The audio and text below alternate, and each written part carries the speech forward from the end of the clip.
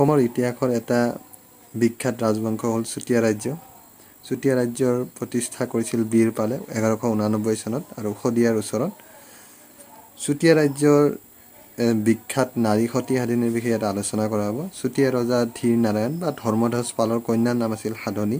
সাধনী নিতাই নামৰ এটা সাধাৰণ চুতীয়া ডেকাৰ লগত বিয়া হয় আৰু ৰজা ধৰ্মধ্বজ পাল অপুত্ৰক হোৱাৰ বাবে জোৱায়েকক ৰজা পাতে আৰু ৰজা হৈ নীতিপাল নাম লয়। তাৰপিছত আছে 1526 চনত আহোমে চুতীয়া ৰাজ্য আক্ৰমণ কৰে।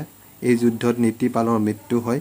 নীতিপালৰ মৃত্যুৰ পিছত আহোমে সাধনীক আত্মসমৰ্পণ কৰিবলৈ নিৰ্দেশ দিয়ে আৰু সেই আদেশ অৱজ্ঞা কৰাত আহোম সেনাই বলেৰে তেওঁক বন্দী কৰিবলৈ উদ্যত হয়। তেনে সময়তে সাধিনীয়ে চন্দনগিৰি পৰ্বতৰ পৰা জঁপিয়াই আত্মহত্যা কৰে।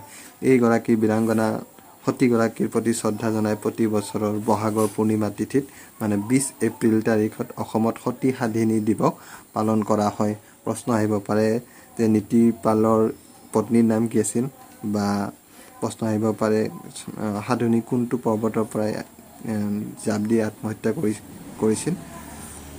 Thank U.